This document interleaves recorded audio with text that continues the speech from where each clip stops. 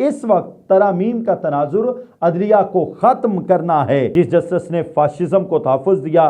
Trial के बगैर लोग एक एक साल से जेलों में पड़े हैं। 8 फरवरी का फ्रॉड इलेक्शन बुनियादी हकूक़ की सबसे बड़ी खिलाफ वर्जी है। अब तो नैब सिर्फ इंतकाम का निशाना बनाने के लिए रह गया है। मोहसिन नकवी का $5 मिलियन बैरून मुल्क पड़ा है। इमरान खान ने कहा है कि पंजाब के दारुल हुकूमत लाहौर में 21 सितंबर को होने वाला जलसा आर या पार है। अस्सलाम वालेकुम नाज़रीन, मैथ पॉलिटिक्स में खुश आमदीद। मैं हूँ आपका मेज़बान आबिद नसीर। नाज़रीन, इमरान खान ने बड़ी तगड़ी गुफ्तगू की है अडियाला जेल से। इमरान खान ने सहाफ़ी को डांट दिया कि तुम मुझसे कोई ऐसी बात कहलवाना चाह रहे हो कि तुम्हारी हेडलाइन बन जाए। आज की व्लॉग में ये भी हमने डिस्कस करना है। और उसके साथ साथ डॉक्टर आरिफ अलवी ने बहुत बड़ा बयान दिया है। उन्होंने कहा है कि army chief general Asim Munir Imran Khan से नफ़रत करते हैं और ये नफ़रत कभी मोहब्बत में तब्दील नहीं हो सकती। ये क्या बयान है। इसके साथ साथ आपको बताना है कि अलीमा खान ने कहा है कि ये इमरान खान को जल्द अज जल्द मिलिट्री कोर्ट में लेकर जाएंगे, जल्द अज जल्द सज़ा देंगे। मेरा भांजा भी मिलिट्री कोर्ट में है और कब उनको सज़ा हो जाए इस बात का इल्म नहीं है। सबसे पहले बात कर लेते हैं कि इमरान खान ने एग्जैक्टली क्या गुफ्तगू की, इमरान खान के क्या तस्सुरात थे और कल के जलसे को लेकर इमरान खान ने अपने कारकुनों को क्या हदायत दी हैं। पाकिस्तान तहरीक इंसाफ के बानी, चेयरमैन और साबिक वज़ीर आज़म इमरान खान ने कहा है कि पंजाब के दारुल हुकूमत लाहौर में 21 सितंबर को होने वाला जलसा आर या पार है। ये कल वाला जलसा जो है इमरान खान ने कहा आर या पार है। अब देखते हैं कि कल वाला जलसा पंजाब हुकूमत होने भी देती है या नहीं। लेकिन ये कहा जा रहा है कि कल पाकिस्तान तहरीक इंसाफ एक बड़ा पावर शो करने जा रही है। इसके एवज़ ये भी कहा जा रहा है अगर KPK की हुकूमत से हाथ धोना पड़ते हैं तो वो भी कॉम्प्रोमाइज़ कर लिया जाए, लेकिन एक बड़ा जमे गफ़ीर होना चाहिए, बहुत तगड़ी प्रेजेंस होनी चाहिए। फिर कहा गया कि पूरी पार्टी को कह दिया है कि हुक्मरान जो मर्जी कर लें वो बाहर निकलें, जलसे से अगर रोका तो जेलें भर देंगे। अडियाला जेल रावलपिंडी में उन्होंने ये गुफ्तगू करते हुए कहा कि आईनी अदालत के मामले पर पूरी तरह बहस होनी चाहिए। सुप्रीम कोर्ट को तबाह करना जमहूरियत को तबाह करना है। जमहूरियत को तबाह करना आज़ादी को तबाह करना है। जब आज़ादी तबाह होती है तो लोग गुलाम बन जाते हैं। वही ज़रा याद कीजिए इमरान खान की हकीकी आज़ादी का नारा। फिर उन्होंने कहा कि एक सहाफ़ी ने सवाल किया कि चार्टर ऑफ डेमोक्रेसी की दस्तावेज़ पर आपके भी दस्तखत हैं, उस दस्तावेज़ में आईनी अदालत के क़याम पर इत्तेफाक किया गया था। उस पर उन्होंने जवाब दिया कि हर चीज़ किसी ना किसी तनाजुर में होती है। इस वक्त तरामीम का तनाजुर अदलिया को ख़त्म करना है। उन आईनी तरामीम का एक ही मकसद है, वो है कि काजी फ़ाइज़ ईसा को फ़ायदा पहुँचाया जाए। चीफ जस्टिस काजी फ़ाइज़ ईसा को उस अदालत से उठाकर आईनी अदालत में बिठा देंगे। ये इमरान खान के खदशात हैं। फिर उन्होंने कहा कि मौजूदा हालात में ऐसे फैसले करने वाले से डफर और कम अकल कोई नहीं। एक शख्स 15 महीने से जेल में बैठा है, लेकिन वो अभी भी किसी भी तरीके से कॉम्प्रोमाइज़ करने के लिए तैयार नहीं है और अपने लफ्ज़ों में नरमी लाने के लिए तैयार नहीं है और अभी भी कह रहे हैं ये जो फैसले हुकूमत और हुकूमत के स्टेक होल्डर्स कर रहे हैं या जिनके इमा पर हुकूमत चल रही है वो लोग कर रहे हैं, उनसे डफर और कम अकल कोई नहीं है।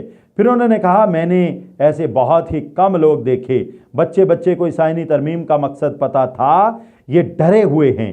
फिर कहते हैं उसके पास मोबाइल आता है और उसको खबरें मिलती हैं, मुझे तुम्हारी हरकतों से पहले पता चल जाता है, मुझे इल्म था ये तरमीम आनी है। उन्होंने कहा जो भी होना होता है पूरी मुशावरत के बाद होना चाहिए, रात के अंधेरे में तरमीम नहीं लानी चाहिए थी। इससे उन लोगों का मकसद पता चलता है, ये सुप्रीम कोर्ट को ख़त्म करने जा रहे हैं। इस आईनी तरमीम के पीछे जो इनकी नीयत है उसको सब जान चुके हैं। फिर उन्होंने कहा कि इसलिए इसके खिलाफ सब खड़े हो गए हैं। फिर लाइन के एक तरफ वो खड़े हैं जो वोट को इज्जत देने की बात करके बूट को इज्जत दे रहे हैं। नवाज शरीफ बेचारे पहले ही परेशान हैं, अडयाला जेल में बैठा इमरान खान, अडयाला जेल का मकीन नवाज शरीफ के जख्मों पर बार बार नमक छिड़कता है कि तुमने कहा था वोट को इज्जत दो, और वोट को इज्जत देने की बजाय आपने इज्जत दी बूट को, और बूट को इज्जत देने का नतीजा ये निकला गो कि मैं जेल में हूं, लेकिन आप भी सुखी नहीं हो। अगर हम नहीं खेलेंगे तो खेलने आपको भी नहीं देंगे। बार बार नवाज शरीफ पर ताजियाना लगा रहे हैं, बार बार नवाज शरीफ पर चोट कर रहे हैं, जख्मों पर नमक छिड़का जा रहा है। फिर उन्होंने कहा कि जमहूरियत डंडे के जोर पर या गुलाम बनाकर नहीं चलती, जमहूरियत चलती ही इखलाकी कुव्वत पर है। रावलपिंडी के कमिश्नर ने बिल्कुल दुरुस्त कहा था। काजी फायज ईसा और चीफ इलेक्शन कमिश्नर मिले हुए थे। फिर उन्होंने कहा कि काजी फायज ईसा ने धांधली को मुकम्मल तहफ़्फ़ुज़ दिया। चीफ जस्टिस ने फाशिज्म को तहफ़्फ़ुज़ दिया। ट्रायल के बगैर लोग एक एक साल से जेलों में पड़े हैं। 8 फरवरी का फ्रॉड इलेक्शन बुनियादी हकूक़ की सबसे बड़ी खिलाफ वर्जी है। वो जो वर्डिक्ट इमरान खान ने लिया हुआ था 8 फरवरी 2020 का इलेक्शन फ्रॉड है, वो आज भी इस वर्डिक्ट पर कायम हैं। फिर उन्होंने कहा कि 8 माह गुजर चुके हैं, ट्रिब्यूनल काम शुरू नहीं कर सके क्योंकि काजी फायज ईसा ने तहफ़्फ़ुज़ दिया हुआ है, ये अब एक बड़ी बात है। एट द सेम टाइम उन्होंने कहा कि अभी तक काम शुरू नहीं किया जा सका और काजी फायज ईसा ने तहफ़्फ़ुज़ दिया हुआ है। आईनी तरमीम के जरिए काजी फायज ईसा इस्लामाबाद हाई कोर्ट के चीफ जस्टिस और चीफ इलेक्शन कमिश्नर को तौसीह दी जा रही है। तरमीम का मकसद उनको तौसीह देकर हमें दबाना है। फिर उन्होंने कहा ये एम्पायरों को तौसीह देना चाहते हैं ताकि एक्सपोज ना हो सके। समझ गए होंगे आप बात। साबिक वज़ीर आज़म ने कहा कि पाकिस्तान का मुस्तकबिल सरमायाकारी से जुड़ा हुआ है। पाकिस्तान में बैरून मुल्क मुकीम पाकिस्तानियों के अलावा किसी ने सरमायाकारी नहीं करनी। 4000 पाकिस्तानी कंपनियों ने 6 माह के दौरान दुबई चैम्बर में रजिस्ट्रेशन करवाई है। अब ये बहुत बड़ी परेशानी की बात है कि 4000 पाकिस्तानी अगर पिछले 6 महीने में 4000 पाकिस्तानी कंपनियां पिछले 6 महीने में दुबई शिफ्ट होने के लिए कोशिश कर रही हैं तो हमारी मईशत का क्या हाल होगा। हम वो लोग हैं जो अपनी जीडीपी का 74% से ज़्यादा कर्ज़ों की मद में देते हैं। हम वो लोग हैं जो 15% पर कर्ज लेने पर मजबूर हैं। और अगर हमारे लोग जो पाकिस्तान में हैं वो भी कंपनियां अपनियां ले के बाहर जा रहे हैं तो फिर पाकिस्तान किसने चलाना है, यहाँ एम्प्लॉयमेंट किसने देनी है, यहाँ के सिस्टम को किसने देखना है, ये सोचने की बात है। और सरमाया मुल्क से बाहर जा रहा है, डॉक्टर भी मुल्क छोड़कर जा रहे हैं। बानी पीटीआई ने कहा कि रिफॉर्म्स वो हुकूमत कर सकती है जो अवाम का मैंडेट लेकर आई हो। इनमें से शायद ही कोई हो जिसके पैसे बैरून मुल्क ना हो। आसिफ जरदारी और नवाज शरीफ 2-2 मरतबा बाहर भागे, अब ये दोबारा बाहर भागेंगे और सबको पता है इनके पैसे बाहर पड़े हैं। फिर उन्होंने कहा कि हमारे दौर में नैब ने 480 अरब इकट्ठे किए, 1100 अरब मजीद इकट्ठे करना थे, उनको NRO 2 दे दिया गया।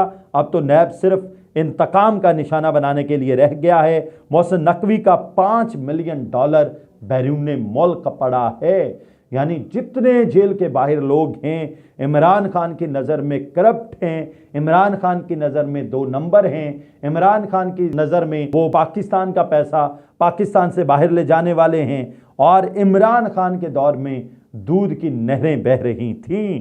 फिर उन्होंने कहा कि उनका कौन सा बड़ा बिजनेस है, यानी मोहसिन नकवी का $5 मिलियन बैरून मुल्क पड़ा हुआ है, उनका कौन सा बड़ा बिजनेस है। उन्होंने मनी लॉन्ड्रिंग को जायज़ करार दे दिया है। उन्होंने कहा कि कौम से कहता हूं वो अपने मुस्तकबिल के लिए निकले। सुप्रीम कोर्ट आखिरी इदारा है जिससे लोगों को तवक्कुआत हैं। सुप्रीम कोर्ट को भी तबाह कर दिया तो पाकिस्तान बनाना रिपब्लिक बन जाएगा। फिर इमरान खान ने कहा कि 15 माह से जेल में हूं, मजीद भी जेल में रहने को तैयार हूं, अवाम भी जेल जाने से ना घबराएं। 21 तारीख का जलसा हमारे लिए डू एंड डाई है। फिर उन्होंने ये कहा कि जनाब एग्जैक्टली अली अमीन गंडापुर ने अफगान कौंसल जनरल को दावत दी, वो कौमी तराने पे खड़े नहीं हुए तो क्या हुआ। उनसे सवाल किया गया, उन्होंने कहा मसला ही कोई नहीं है यार, इससे बड़े बड़े इश्यूज पाकिस्तान में मौजूद हैं। फिर उन्होंने कहा कि मौलाना फजलुर रहमान आपके साथ क्या कर रहे हैं। तो इमरान खान ने कहा कि मुझे 28 साल हो गए सियासत करते हुए, तुम मुझसे जो निकलवाना चाह रहे हो, तुम चाहते हो मेरी सारी बातें एक तरफ, मैं कोई हेडलाइन निकाल लूं तो वो मैं तुम्हें देने वाला नहीं हूं। मुझे पता है कि मैंने क्या बात करनी है और क्या बात नहीं करनी। यानी इमरान खान के लहजे में आपने इस पूरी तहरीर में इमरान खान ने जो कुछ कहा अडयाला जेल में, मैंने एग्जैक्ट आपके सामने रख दिया। आप जरा देखिए, इमरान खान के लहजे में नरमी नहीं आ रही। इमरान खान मौत को तरजीह दे रहे हैं। कहा जाता है ना, बरतरज अंदेशाए सूदो ज़िया है जिंदगी, है कभी जान और कभी तस्लीम जान है जिंदगी। तो उसे पैमाना इमरोज व फरदा से नानाप जावेदां पहमे दवां हरदम जवां है जिंदगी। इस वक्त इमरान खान अडयाला जेल में बैठकर भी 6x8 के सेल में भी या 8x6 के सेल में भी किसी भी तरीके से कोई नरमी वाला सलूक नहीं कर रहे। ना मुहसिन नकवी को छोड़ रहे हैं, ना सदर आसफ अली जरदारी को छोड़ रहे हैं, ना नवाज शरीफ को छोड़ रहे हैं, ना इनके 1100 अरब रुपए को भूल रहे हैं। उनके 1100 अरब की करप्शन का हर दफ़ा जिक्र कर रहे होते हैं और बार बार ये कह रहे हैं कि हमें काम नहीं करने दिया गया था। एक बड़ी बहस चल रही है कि जनरल फैज़ हमीद को इमरान खान इस्तेमाल कर रहे थे या इमरान खान जनरल फैज़ हमीद को इस्तेमाल कर रहे थे। ये एहसास जनरल फैज़ हमीद को इमरान खान ने दिलाया था कि यार यू आर द चैंपियन, यार आप हो आर्मी चीफ बनने के काबिल। और इमरान खान ने उन्हें बावर करवाया था, उन्हें ये इदराक दिया था कि आपको आर्मी चीफ होना चाहिए। और बेसिकली इमरान खान ने जनरल फैज़ हमीद को तगड़ा करके इस्तेमाल किया। अच्छा, उसके बाद सदर आरिफ अलवी ने बड़ा बयान दिया।